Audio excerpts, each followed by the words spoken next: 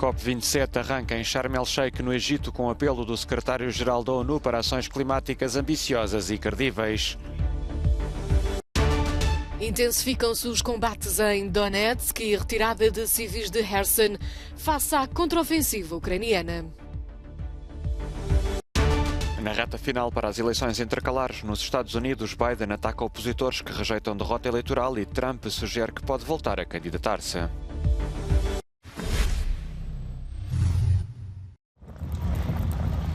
Temperaturas extremas, incêndios descontrolados, secas prolongadas e migrantes climáticos.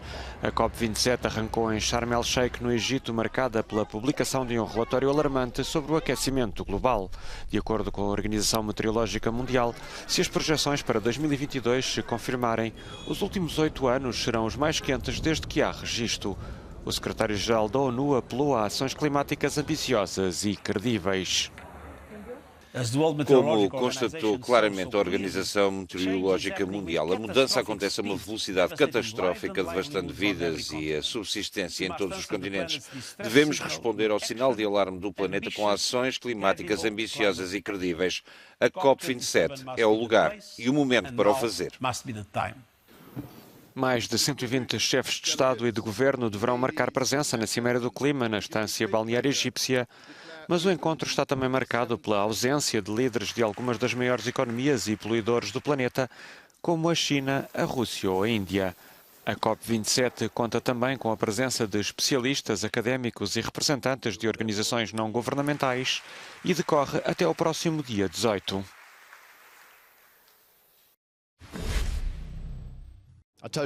110 líderes mundiais estão aqui em Sharm el-Sheikh, no Egito, para a cimeira sobre as alterações climáticas da COP27 e todos estão sob uma grande pressão para agir. Não é apenas dos partidos da oposição, dos eleitores, dos grupos de campanha e da sociedade civil, mas também dos cientistas que dizem que já não é uma questão de o tempo está a esgotar-se, é já uma questão de o tempo esgotou-se.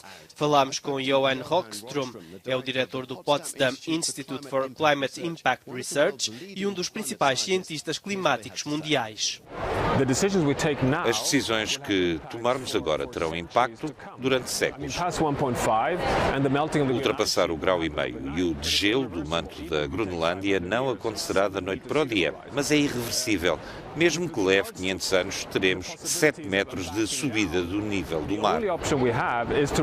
A única opção que temos é a de remover o dióxido de carbono da atmosfera. Portanto, há uma oportunidade amortecedora que temos se trabalharmos com a natureza, por exemplo, através de sistemas agrícolas. Não há uma varinha mágica que nos leve de repente a travar o aquecimento que causamos.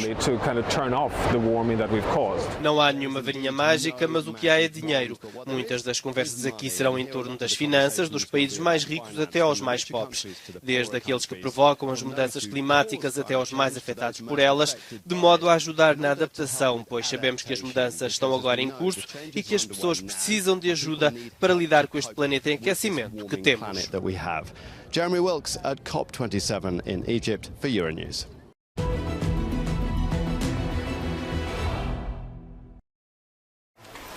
Intensificam-se os combates com as forças russas em Donetsk. Os escombros na região ucraniana são prova disso.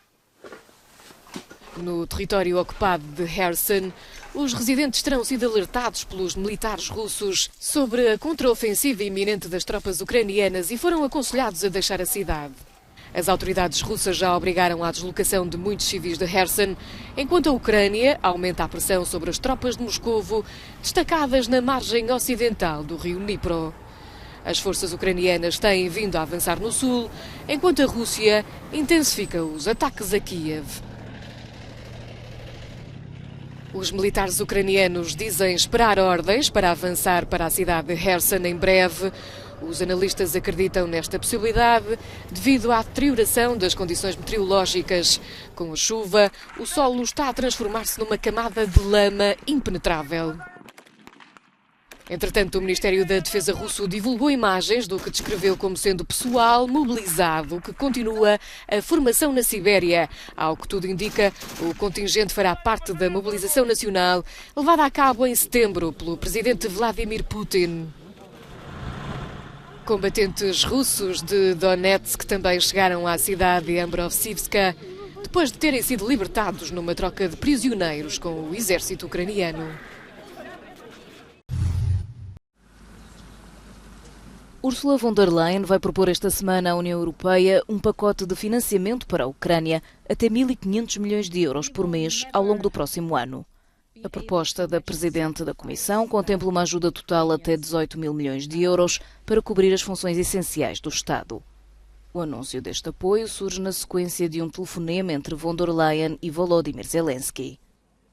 Em comunicado, a Comissão explica ainda que o dinheiro segue para Kiev na forma de empréstimos de longo prazo, em condições muito favoráveis, e que vai cobrir os custos de juros, com o objetivo também de apoiar as reformas da Ucrânia e o seu caminho para a adesão à União Europeia. O Executivo Comunitário realça que o pacote de financiamento ao país em guerra terá de ser acompanhado por um apoio semelhante de outros grandes doadores, tendo confirmado trabalhos em curso para continuar a fornecer ajuda humanitária imediata, especialmente durante o inverno.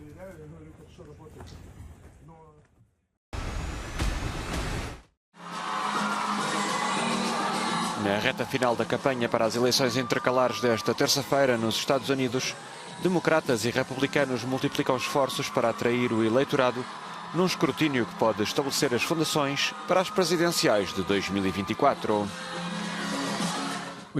Para os negacionistas eleitorais, há apenas dois resultados em qualquer eleição. Ou ganham ou são enganados. Estou a falar a sério. Pensem nisso. Deixem-me dizer-vos uma coisa. Não se pode amar um país apenas quando se ganha. Enquanto o presidente Joe Biden esteve este domingo em Nova Iorque, o antecessor Donald Trump surgiu em Miami num comício de apoio ao senador Marco Rubio, no qual voltou a lançar a possibilidade de concorrer novamente à Casa Branca. Para tornar o nosso país bem-sucedido, seguro e glorioso, provavelmente terei de o fazer novamente. Fiquem atentos. Os norte-americanos são chamados esta terça-feira às urnas para renovar a totalidade da Câmara dos Representantes e um terço da composição do Senado. 30 milhões de pessoas já votaram de forma antecipada.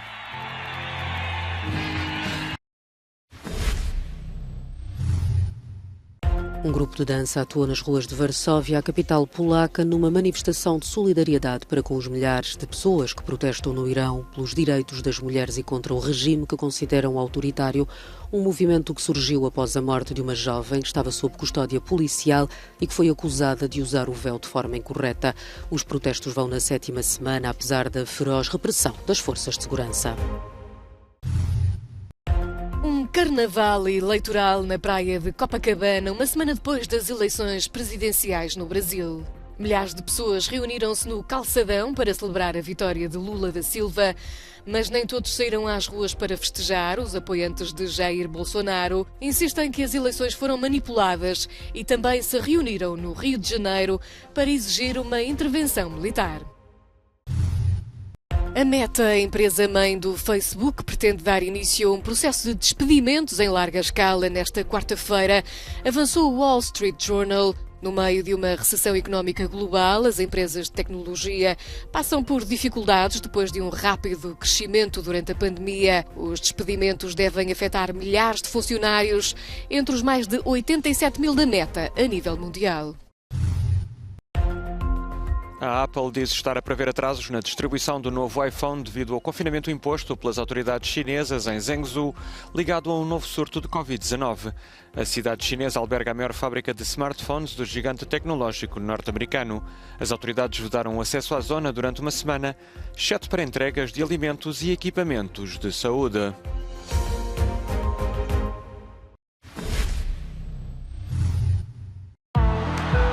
Decorreu esta segunda-feira o sorteio para os oitavos de final da Liga dos Campeões. Entre as equipas portuguesas, o Benfica defrontará o Clube Bruges da Bélgica e o Porto terá pela frente o Inter da cidade italiana de Milão.